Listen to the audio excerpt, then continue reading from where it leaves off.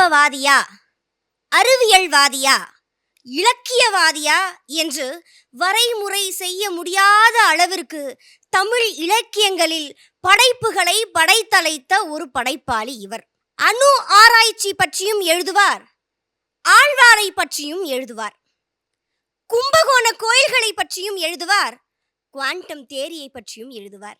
இவர் விஞ்ஞானத்தையும் மெய்ஞானத்தையும் ஒரு பாலமாக இணைத்த ஒரு எழுத்தாளர். வாயிலே நுழையாத மேலை நாட்டு அறிஞர்களில் கவிதைகளையும் கட்டுரைகளையும் சிறுகதைகளையும் படித்துவிட்டு தான் இவற்றையெல்லாம் படித்ததாக ஜம்பம் அடித்துக் கொண்டிருந்த இளைஞர்களை தன்னுடைய காந்த எழுத்தால் கட்டி போட்டு நான் சுஜாதாவின் வாசகன் என்று பெருமையோடு சொல்லிக்கொள்ள செய்த ஒரு சிறந்த எழுத்தாளர் தான் சுஜாதா. அவர் கைவண்ணத்தில் உதித்த சில வித்தியாசங்கள். நான் ராஜாராமன், IAS தேர்வில் தோல்வியுற்றவன்.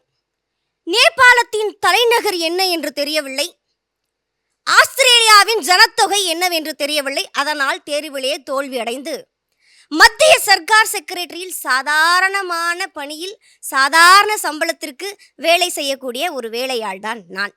எனக்கு புத்தகங்களை வாசிப்பது அவ்வளவு பிடிக்கும். இன்னைக்கு தேதி 29. என் கையில் 3 ரூபாய் தான் இருக்கு.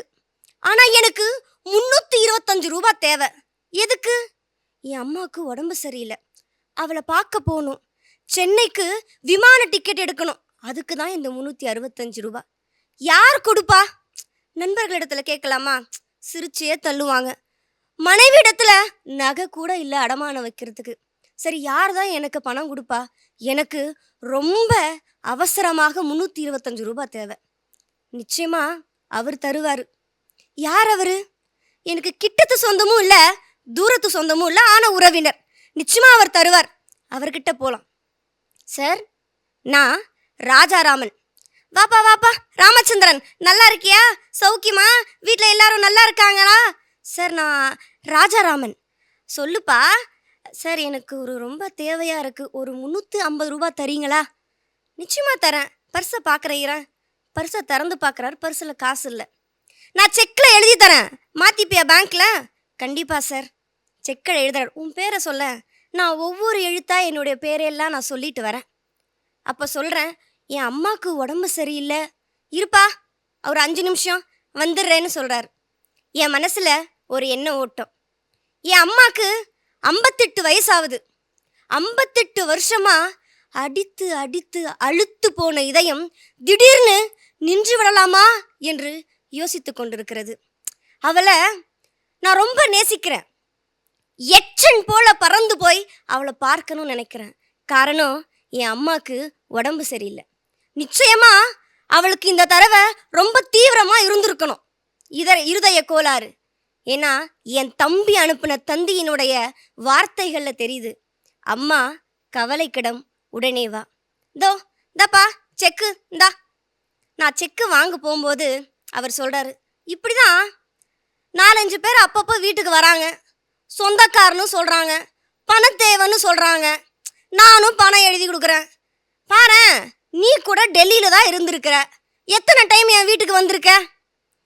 ஏதாவது பணம் தேவைன்னா மட்டும்தானே என் வீட்டுக்கு வர. பாரு, உன் சொந்தத்தில் நான் தான் இருக்கேனே இழிச்சு வாயனா. யார் எப்போ கேட்டாலும் செக்கை எழுதி கொடுக்கறதுக்கு. என் கழுத்தில் ஏதாச்சும் போர்டு மாட்டியிருக்கா ஏமாலின்னு இப்படியெல்லாம் அவர் பேசுகிறார். எனக்கு ஒரே கோபம். சார், தொந்தரவுக்கு மன்னிச்சுக்கோங்க. என்னுடைய சூழல் ரொம்ப இக்கட்டான சூழல். என் அம்மாவுக்கு உடம்பு சரியில்லை. செக்கை கிழித்து அவர் முகத்தில் விட்டெறிஞ்சேன். அவர் சொன்னார், கடன் கேட்க வந்த உனக்கு இவ்வளவு கோபம் ஆகாது. கடன் கேட்க வந்த உனக்கு இவ்வளவு கோபம் ஆகாது. நானா கழுத்தை பிடிச்சி வெளியே தள்ளுறதுக்கு முன்னாடி நீயா வெளியே போயிடுன்னு நான் வந்தேன். அப்போது சுல்லுன்னு வெயில் என் மேலே படுது. அப்போது எனக்கு தோணுது, அவர் சாதாரணமாக தானே பேசினார். ஒருவேளை நான் அமைதியாக இருந்திருந்தா அந்த செக்கை வாங்கிட்டு போய் நான் விமான டிக்கெட்டு வாங்கிட்டு போய் என் அம்மாவை பார்த்துருப்பல்ல. என் அம்மா பக்கத்து வீட்டு சாரதா கிட்ட சொல்லியிருப்பாள்ல, என் மகன் என்ன பார்க்க ஏரோப்ளைனில் வந்தான்னு. ஆனால் ஒரு கணம் நான் அந்த இடத்துல பரிபூரணமாக இருந்தேன். இவ்வளோ நேரம் நீங்க எல்லாரும் எனக்கு கதை கேட்டீங்க தானே? உங்கள யாராச்சும் ஒருத்தர் எனக்கு ஒரு 325 ரூபாய் தாங்களேன், கொஞ்சம் கொஞ்சமா நான் திருப்பி கொடுத்துட்றேன்.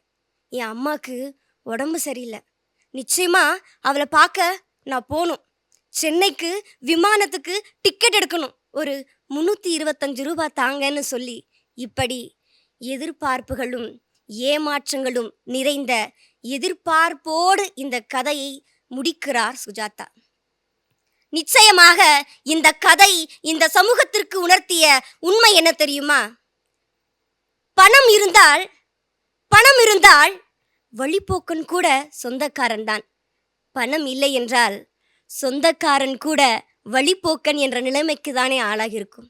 இந்த இடத்திலே ராஜாராமன் சொல்லுவான், மானம் கௌரவம் எல்லாம் பணம் இருக்கிறவனுக்கு தானே, எனக்கு எதுக்கு? அந்த கணத்தில்தான் சுஜாதா இத்தகைய ஒரு தத்துவத்தை இந்த மண்ணிலே புதைக்கிறார். பணம் பணம் பணம் என்ற ஒன்றிற்காக பிணமான பிறகு சொந்தங்களை தேடுவதை விட, நீங்கள் இந்த மண்ணிலே ஒருவரிடத்தில் பழகும்போது பணத்தின் அடிப்படையில் அவர்களிடத்தில் பழகாதீர்கள், பாசத்தின் அடிப்படையில் பழகுங்கள் என்று சொல்லி நல்லதொரு வாய்ப்புக்கு நன்றி பாராட்டி விடைபெறுகிறேன். நன்றி, வணக்கம்.